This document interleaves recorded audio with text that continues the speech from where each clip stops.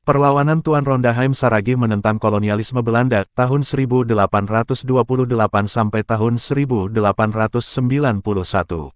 Adalah anak Raja Raya ke-13 Tuan Jumahadin atau Tuan Hutadolok dari istri Puang Ramonta Purbadasuha. Tuan Rondaheim adalah raja dari peradaban etnis Simalungun yang paling heroik melawan kolonialisme Belanda. Awal permasalahan ini tidak bisa terlepas dari geopolitik para penguasa di Sumatera khususnya Sumatera Timur, sekarang Provinsi Sumatera Utara, Indonesia dan Semenanjung Malaya, Malaysia. Menghadapi situasi politik Traktat London tahun 1824 yang salah satu isinya menyepakati pertukaran daerah jajahan Belanda di mana Singapura menjadi milik Inggris dan Bengkulu menjadi milik Belanda. Sehingga jalur perdagangan antara kesultanan dan kerajaan di Sumatera dan Semenanjung Malaya yang sudah terjalin sejak ribuan tahun, dikenal pada zaman kuno dengan istilah Swarnatwipa atau Semenanjung Emas. Yang menghubungkan perdagangan jalur sutra dari negeri China sampai ke perdagangan jalur dupa melalui negeri Thailand, India sampai menuju ke negeri Arab dan Afrika melalui Laut Merah.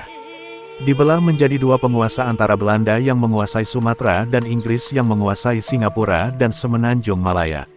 Dan ini dipertegas lagi dengan terbitnya Traktat Sumatera tahun 1871 yang melemahkan Kesultanan Aceh dan menjadikan Belanda menjadi penguasa tunggal monopoli perdagangan di Sumatera.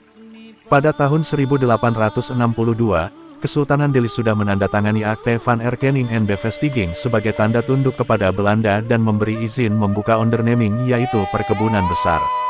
Situasi inilah yang membuat Tuan Rondaheim sangat anti kepada Belanda karena dampak dari situasi politik ini, sangat merugikan perdagangan dari kerajaan raya yang ada di pedalaman Sumatera Timur untuk membawa hasil komoditi produk hutan seperti rotan, gambir, gula merah, kayu manis, sirih, kemenyan dan lada menuju kerajaan Padang Tebing Tinggi Bandar Khalifah dan akhirnya dipasarkan sampai ke Semenanjung Malaya.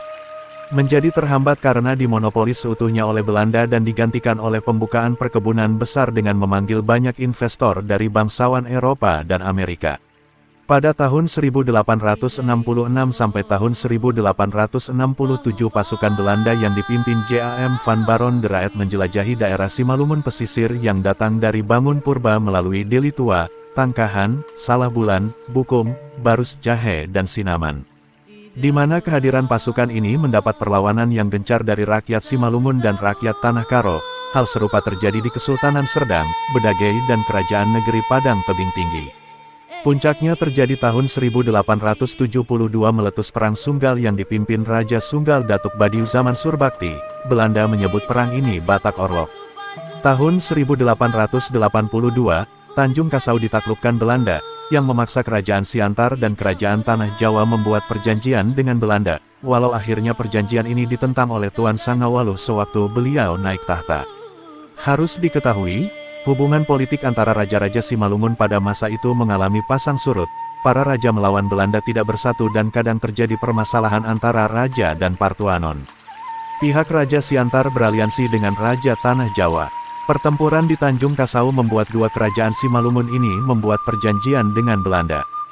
Sementara di Dolok Silo, Tuan Tanjarmahi dan Basikana Ompat berhasil memukul mundur tentara Belanda di Raja Payung dekat Dolok Maraja tahun 1889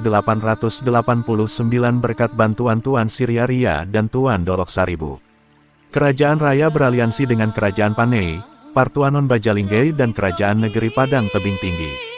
Pada tahun 1887 datanglah utusan dari Kerajaan Padang Tebing Tinggi mengunjungi Tuan Rondaheim yang menyatakan bahwa Tengku Nurdin Raja Negeri Padang atas permintaan Sultan Delhi diturunkan dari tahta dan ditangkap oleh tentara Belanda.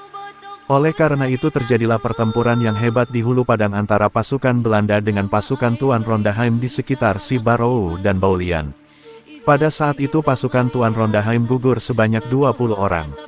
Peperangan ini terjadi selama 5 hari dari tanggal 8 Oktober tahun 1887 sampai tanggal 12 Oktober tahun 1887, di mana pada saat itu hampir seluruh bangsal perkebunan Belanda habis dibumi hanguskan oleh pasukan Tuan Rondaheim.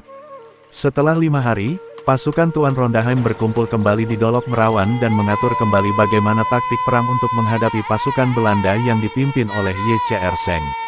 Tanggal 17 Oktober tahun 1887 terjadi lagi pertempuran di Dolok Sagala dan Dolok Merawan. Sampai tanggal 21 Oktober tahun 1887 berkobar lagi pertempuran di Dolok Kahean selama beberapa hari yang membawa korban yang banyak pada kedua belah pihak. Pada bulan Februari 1888 berkobar lagi pertempuran di sekitar Bajalingsky. Pasukan Tuan Rondaheim mengamuk memukul mundur pasukan Belanda dan menelan sangat banyak korban jiwa. Karena keberhasilan pertempuran di Bajalingsky inilah Belanda menjuluki Tuan Rondaheim sebagai Napoleon van Batak, sebab taktik perang yang dilakukannya seolah-olah sama dengan apa yang dilakukan Kaisar Napoleon Bonaparte dari Prancis. Hal ini juga yang membuat Raja Padang, Tengku Nurdin akhirnya dilepaskan oleh Belanda dan dikembalikan kepada tahtanya.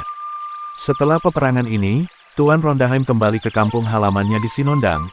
Usia beliau yang sudah tua, mengalami sakit dan akhirnya wafat sekitar tahun 1889. Pada waktu upacara pemakaman beliau, utusan Belanda turut hadir memberikan kata sambutan di mana diungkapkan kembali penilaian mereka terhadap perjuangan Tuan Rondaheim yang dijuluki sebagai Napoleon van Batak.